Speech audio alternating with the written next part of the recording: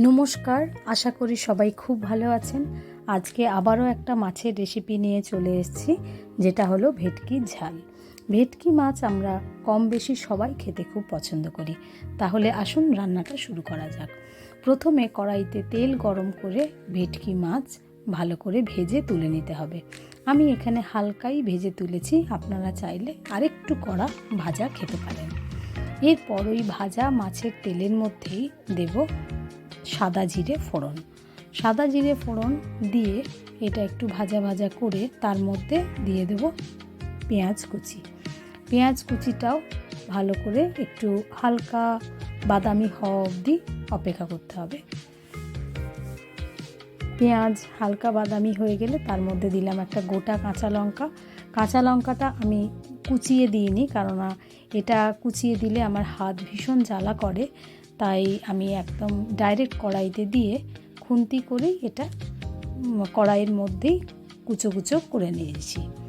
এরপরে পেঁয়াজ আর লঙ্কা ভালো করে ভাজার পর তারপর দেব আদা রসুন বাটা।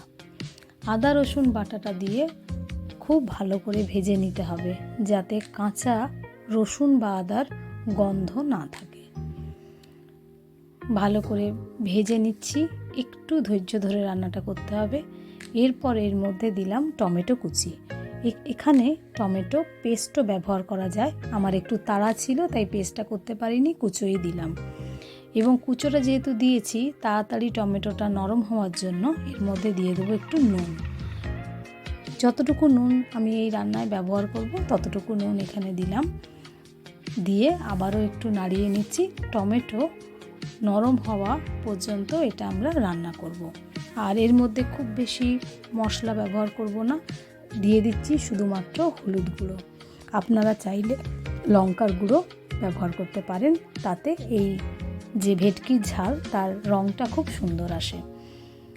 এবারে পুরো মশলাটাকে জল দিয়ে ভালো করে কষিয়ে নেব, একটু চাপা দিয়ে রান্নাটা করব।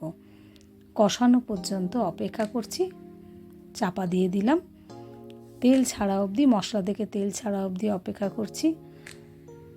তেল ছেড়ে গেছে মশলার থেকে, আবারও ভালো করে এটা কষিয়ে নেওয়া হচ্ছে। এর মধ্যে দেয়া হলো এবারে ভাজা মাছ। ভাজা মাছ দিয়ে মশলার সাথে খুব আলতো হাতে মেশাতে হবে, খেয়াল রাখতে হবে যাতে মাছ ভেঙে না যায়। মিশিয়ে নিয়ে এরপরে এর মতো আন্দাজ মতো এর মধ্যে জল দিতে হবে। মাছ সেদ্ধ হওয়া অবধি অপেক্ষা করব। মিশিয়ে নিচ্ছি ভালোভাবে একটু। এরপরে দেব ধনেপাতা কুচি ওপরে ছড়িয়ে তারপর ঢাকা দিয়ে মাছ সেদ্ধ হওয়া পর্যন্ত অপেক্ষা করব। ধনেপাতা কুচি ছড়িয়ে দেওয়া হলো। গন্ধের জন্য এখানে কাঁচা লঙ্কাও অ্যাড করা যায়, আমি আর আলাদা করে দিলাম না।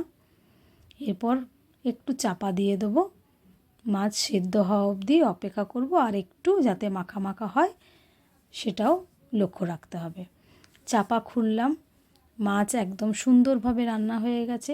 যেরকম আমি চেয়েছিলাম মাখা মাখা হবে ঠিক সেই রকমই হয়েছে। গ্যাস বন্ধ করে এবারে সার্ভিং বলে মাছ নামিয়ে নেওয়া হচ্ছে। তৈরি হয়ে গেল ভেটকির ঝাল। এটা শুকনো ভাতের সাথে খেতেই বেশি ভালো লাগে, চাইলে আপনারা পোলাওয়ের সাথেও খেতে পারেন। রেসিপি কেমন লাগলো অতি অবশ্যই জানাবেন। আমার অনুরোধ রইল, আপনাদের ভালো লাগলে লাইক, শেয়ার এবং কমেন্ট করে আমাকে জানাবেন। তাহলে আজ এই পর্যন্তই, আবার দেখা হবে অন্য কোনো রেসিপির সাথে। Thank you.